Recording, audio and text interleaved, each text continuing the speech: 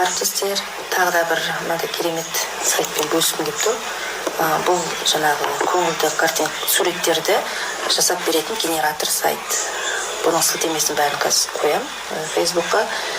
Енді қараңыздар, бұл жерде мен презентация сондай жасаған кезде мынандай көңілді осындай әдемі дайын жазуларды маған жасап береді. Мысалға мына жерге мен бір Матина деп жазайын, өзің сөзді жазасыз, тақырыбыңызды ма, оны сделать веселую картинку деп басасыз. Енді нағарат сәл астына қарай түсеміз, мына сөзді мынандай қылып жазып берді дайындап.